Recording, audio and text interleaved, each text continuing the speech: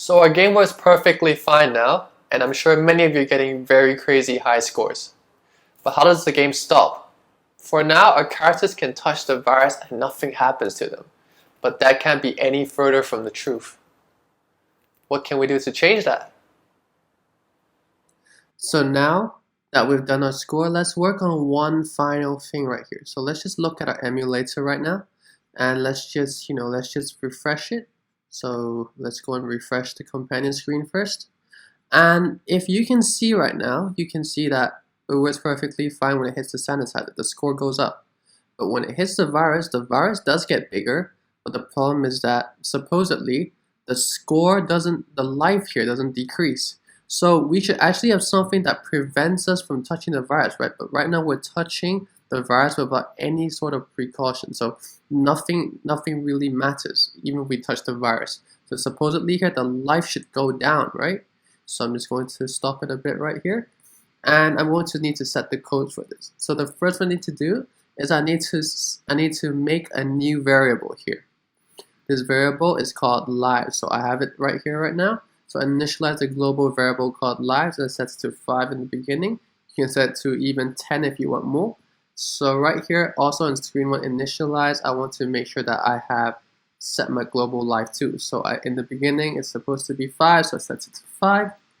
And also needs to show on my life count label right here. My life count label right here should show the amount of lives I had left, which is why over here I can duplicate the set score count label text over here. I can change this to get lives instead. So everything that's related to score instead, let's just change it to lives. So my lives count label now shows my global lives whenever there's a change in the life count. Now let us scroll down. So let's figure out what should happen when the player collides with the virus. So supposedly what should also happen is that my life count also decreases. So in the same way as how my global score uses incrementing values to increase on itself, my life count, my global life here can also decrease upon itself. So we can also decrease my life by getting it. So we can also get the global life right here. Just ignore this error for now. So I can set the global life count to decrease according to what it was before. So this here, before the global score, when we add it, it's called incrementing value. When we subtract from it, it's actually called decrementing values. And one more thing is that we need to, whenever we make a change to global lives, we must make it show on a life count label. So let's just duplicate our score count label here. Let's change it to life count label. So we set our life count label to get global lives. So right now, if we look back at our emulator, let's just refresh it and let's look into it. So right now, even when we hit the virus, the character changes, the virus gets bigger, and also my life count decreases. But what happens when it reaches 0? Supposedly, the game should stop. But right here, you can see that our game can still increase and our lives become -2, which isn't very accurate, right? So what we can do here, let's get an if then. And let's put it inside the get other equals virus is. So one final thing we need to do is that we need to disable the virus and the sanitizer once our lives reaches 0. So we have to make it stop playing. So over here, what we need to do here is that we need to get the equal sign and we're to define what happens when our global life or our life count here is equal to 0. And now, so the way that we stop this whole game is pretty simple. We can't play the game if the sanitizer or the virus doesn't drop, right? So right here, what we can do is that we can set the virus is enabled to false, and we can do the same thing for the sanitizer. Now remember, when we set something to be false, when we disable it in the setting over here, we must enable it again when the game begins. Otherwise, when the game starts, our virus and sanitizer won't move even though we've set the heading and the speed for it. So over here, we can just duplicate it twice again. So the virus and the sanitizer, let's just duplicate again. And this time, let's turn it to true. We're gonna put this all the way up in the screen one initialize. So let's just drag it all the way up until we get to the screen one initialize. So it's around here, so we can just drag it underneath.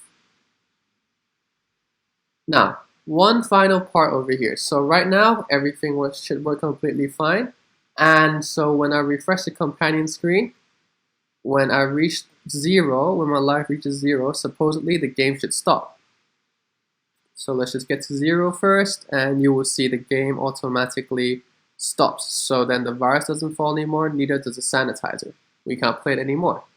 Now, supposedly, how can we play again? Of course, you can consistently keep refreshing companion screen, but we actually made a whole component out for this, right? We actually made a restart button over here. It should show, right? So let's just drag it bigger. Supposedly, we have a restart button that allows us to restart the game. Let's think about how the restart button works. When the game restarts, supposedly it should turn back into the settings in the beginning. Did we set any codes of what should happen when the game first starts in the beginning? You're looking right at it. We set it in the screen when initialized. So what we can do here is that we can duplicate all these blocks inside, all 40 blocks. So over here, these are the codes for starting the game. So they should be the exact same codes for restarting the game also.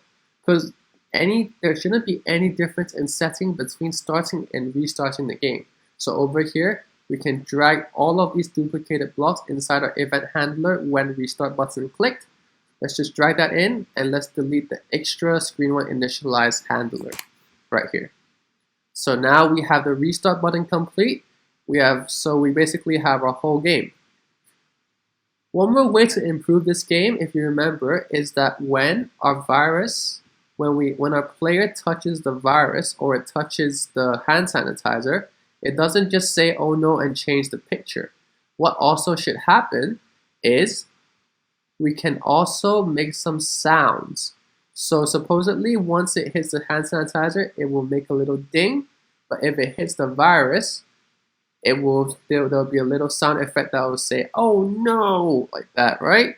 So over here, actually, if you can see, there's actually two non-visible components that I previously made called ding sound and "oh no" sound. So these are components called sound, and you can set the source over here. So you can set it to accordingly. So your "oh no" sound should play "oh no" and your ding sound should play ding. And the way that you can call it is that you can go to the sounds over here. So you just click on the blocks here, and then go all the way down to ding sound. So when should the ding sound play? Let's call it ding sound to play. It should play when we hit the sanitizer. So over here, let's put it lower over here. So we call the ding sound to play if it hits the sanitizer, and if it hits the virus, supposedly it should play "oh no." So we call the "oh no" sound to play. So there you have it. You have the complete app which you can play. So we're just going to look at it right now. And so let's turn the volume up.